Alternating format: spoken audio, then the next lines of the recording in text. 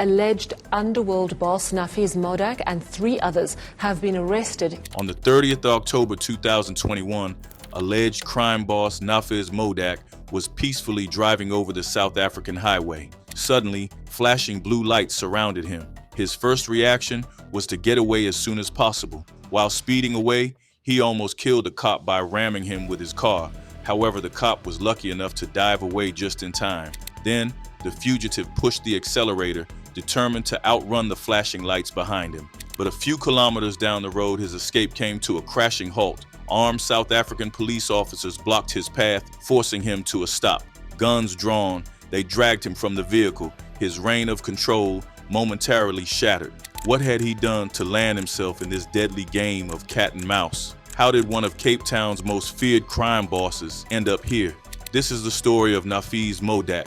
Raised in a city infamous for its underworld dealings, Modack's early years remain largely unknown, shrouded in mystery like many of those who rise through the criminal hierarchy. What is clear is that his rise began in the nightclub security industry, a sector lucrative enough to breed corruption and dangerous enough to demand ruthlessness. Control over nightclub security in Cape Town is not just about ensuring order at the doors. It is a gateway to extortion, drug trafficking, and money laundering. Nafiz Modack saw this industry for what it was, a throne waiting for its ruler. It was not long before Modack became a feared and respected figure, allegedly orchestrating hostile takeovers of security operations, forcing nightclub owners to pay for protection they did not request, and silencing those who dared to resist. Through intimidation and strategic alliances, he positioned himself as a kingpin, a man whose influence extended far beyond the neon lights and deafening music of the city's nightlife.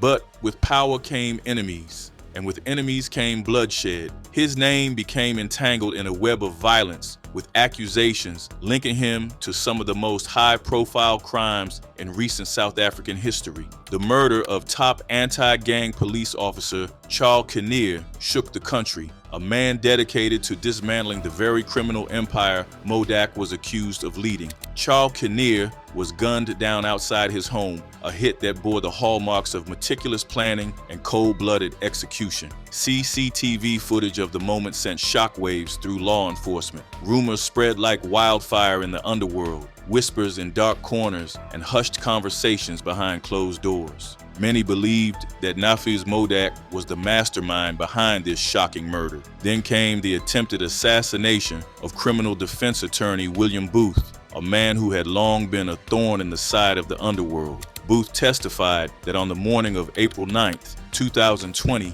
he took his 2 dogs for a walk. Upon returning, he entered the garage, noticing 2 masked individuals at the pedestrian gate. They appeared to ask for food, which he found suspicious. As they moved to the driveway gate, his dogs barked and gunshots rang out. 5 shots were fired, 4 hitting his wife's car, 1 striking the garage wall. 1 attacker fired while an escape vehicle waited. Booth praised the police response but hired private security to protect his family. Modack's name surfaced once again, his alleged orchestration of these attacks painting a picture of a man who would stop at nothing to tighten his grip on the city. Beyond violence, financial crimes followed him like a shadow. Authorities uncovered a massive tax fraud scheme amounting to over 46 million South African rand, with suspicions that his mother played a key role in managing the illicit finances. The trail of corruption extended even further, with allegations of fraudulent gun licenses implicating Modack and several of his family members. A paper trail revealed over 1.2 million South African rand funneled into a single account linked to a middleman,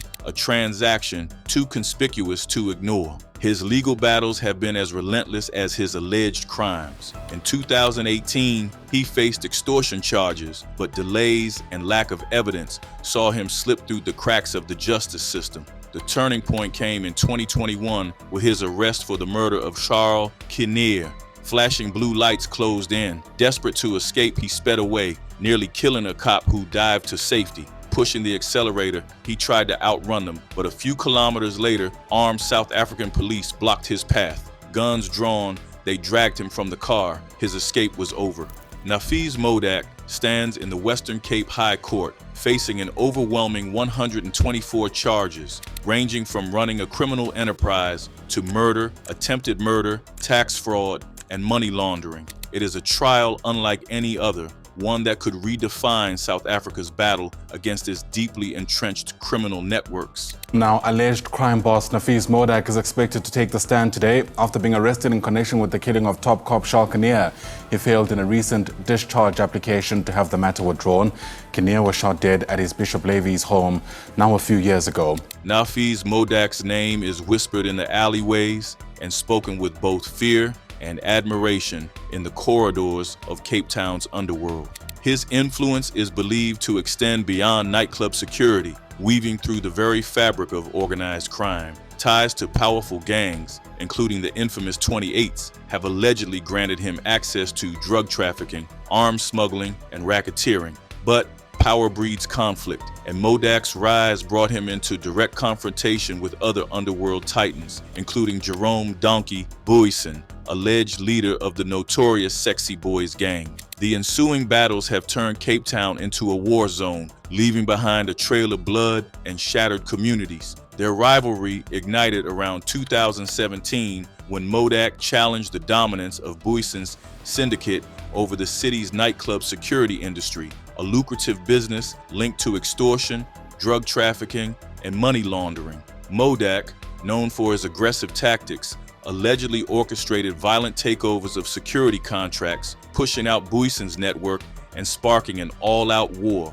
Their feud led to multiple assassination attempts. Boyson survived at least 5 shootings, including one at Cape Town International Airport in 2017, where gunmen opened fire on him. In another attempt, he was shot outside a gym, but escaped with injuries. Modack, too, was targeted, with his convoy ambushed and his associates killed. The violence spilled into the streets, with gang members from both sides engaging in brutal retaliations. Nafiz Modack stood in the eye of a legal storm, a man accused of orchestrating some of Cape Town's most shocking crimes. In a courtroom thick with tension, Western Cape High Court Judge Robert Henney ruled on January 27, 2025, that 2 charges of intimidation and public violence were dismissed. The weight of the accusations against him remained, particularly those tied to the murder of Lieutenant Colonel Charles Kinnear and the attempted assassination of criminal lawyer William Booth. He was also still suspected in the mistake murder of Nicholas Heerschap, the father of former Hawks officer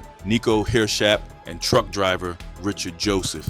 Among the 15 accused, 2 had already opted to close their case: Janik Adonis and Amal Jangiez, linked to the failed hand grenade attack on Kinnear's home in November 2019. But for Modack and Killian, the fight was far from over. The state painted a chilling picture of a criminal empire, one built on extortion, corruption, and the ruthless elimination of threats. Alongside the murder and attempted murder charges, Modack and his co-accused faced allegations of gangsterism, illegal interception of communications, and money laundering under the Prevention of Organized Crime Act. His trial has transformed him into a polarizing figure, sparking debate across South Africa. To some, he is a ruthless criminal who has long evaded justice. To others, he is a scapegoat of a flawed legal system riddled with corruption and selective prosecution. Every courtroom development is dissected by the media, turning Modack's case into a national spectacle.